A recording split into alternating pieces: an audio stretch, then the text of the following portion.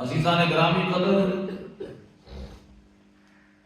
اللہ رب العزت نے روزے کے بارے میں اپنی پاک کتاب لا ریب کتاب قرآن مجید فرقان حمید کی سورۃ البقرہ کے اندر ارشاد فرمایا، یا ایھا الذین آمنوا، فرمایا اے ایمان والو، کتب علیکم الصیام، تمہارے اوپر روزہ رکھنا فرض کر دیا گیا ہے،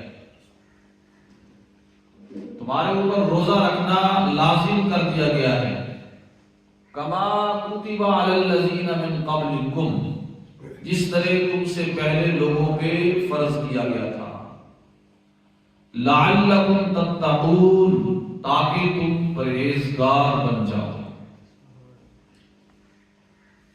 قرآن مجید کی اس آیت کریمہ کے اندر، جو کہ سورہ البقرہ کی آیت نمبر 183 ہے، اللہ پاک نے 3 باتوں کا ذکر فرمایا۔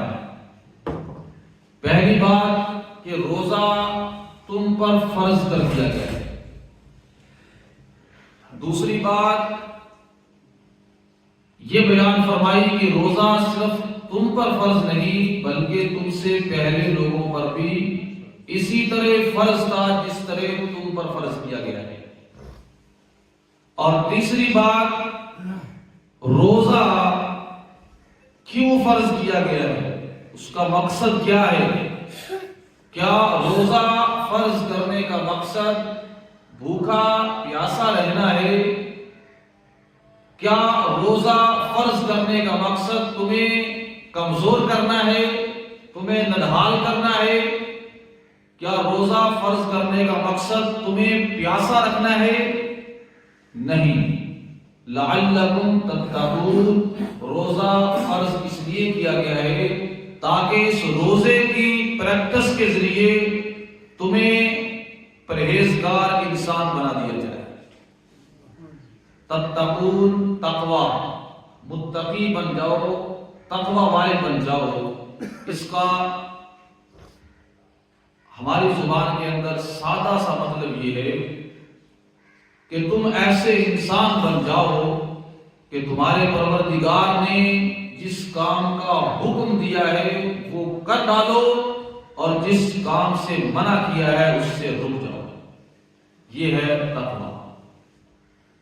پروردگار جو چاہتا ہے کہ آپ کریں وہ ہر صورت میں آپ کریں، اور پروردگار جو چاہتا ہے کہ آپ نہ کریں وہ کسی صورت میں بھی آپ نہ کریں۔ یہ تقوی ہے۔ یہ کیا ہے؟ یہ تقوی ہے۔ اب روزہ کیا ہے؟ روزہ یہ ہے کہ طلوع فجر سے لے کر غروب آفتاب تک کھانا پینا اور اپنا جائز ازدواجی تعلق جو ہے وہ مکمل طور پہ بند کر دینا، اس سے رک جانا، یہ روزہ ہے۔ وہ کھانا جو آپ کے لیے حلال ہے، جائز ہے، آپ سارا دن کھاتے رہیں، پروردگار آپ کو یہ نہیں کہتا کہ یہ گناہ ہے، آپ کیوں کھا رہے ہیں۔ سارا دن پانی پیتے رہیں، آپ کا رب آپ کو یہ نہیں کہتا کہ یہ پانی کیوں پی رہے ہو۔ جس پانی کو پینے سے پروردگار آپ کو نہیں روکتا ہے، جس کھانے کو کھانے سے پروردگار آپ کو نہیں روکتا ہے، پھر اس نے روزہ آپ کو کیوں رکھوایا ہے؟ روزہ اس لیے رکھوایا ہے تاکہ بندہ یہ اپنے اوپر پریکٹس کر لے کہ میں اپنے پروردگار کے حکم سے وہ پانی، پیاسا ہونے کے باوجود سخت پیاس لگی ہوئی ہے اور جان لبوں پر آ رہی ہے، اکیلا بیٹھا ہوا ہوں، وضو کر رہا ہوں ٹھنڈے پانی کے ساتھ، کولی کر رہا ہوں، ایک قطرہ بھی پانی کا حلق سے نیچے نہیں اترنے دے رہا۔ کیا مجھے کوئی دیکھ رہا ہے کہ اس نے پانی کا قطرہ حلق سے نیچے کر دیا ہے؟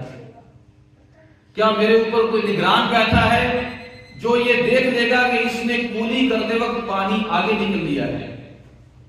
مجھے کوئی نہیں دیکھ رہا ہے، مجھے صرف یقین ہے کہ کوئی بھی نہیں دیکھ رہا مگر میرا پروردگار دیکھ رہا ہے۔ ایک قطرہ بھی پانی کا حلق سے نیچے اتر جائے گا میرے، وضو کرتے ہوئے میں اسے نگل لوں گا، پانی کا ایک بوند بھی، تو میرا روزہ چلا جائے گا، اور اس روزے کا ثواب، اجر، انعام اس پروردگار نے دینا ہے جو دلوں کے خفیہ رازوں کو بھی جاننے والا ہے۔ اس لیے روزہ دار کبھی بھی تنہا بیٹھے ہوئے بھی اپنے روزے کو خراب نہیں ہونے دیتا، یعنی وہ حلال پانی جو عام وقت میں اس کے لیے حلال تھا، جتنا مرضی پیتا، خدا اسے نہیں روک رہا تھا، مگر وہ نہیں پی رہا ہے اس لیے کہ خدا اسے دیکھ رہا ہے۔ پھر وہی روزہ دار جو اپنے پروردگار کے کہنے پر حلال پانی اور حلال کھانا چھوڑ چکا ہے، جب وہ دفتر کے اندر بیٹھا ہوگا اور جب وہ کسی غریب کا کام کرنے لگے گا تو وہ آنکھ چھپا کر کیسے رشوت پکڑ سکتا ہے؟ کیا آپ اس کا خدا نہیں دیکھ رہا؟ وہ کیسے مال بیچتے وقت کسی کو دھوکہ دے سکتا ہے؟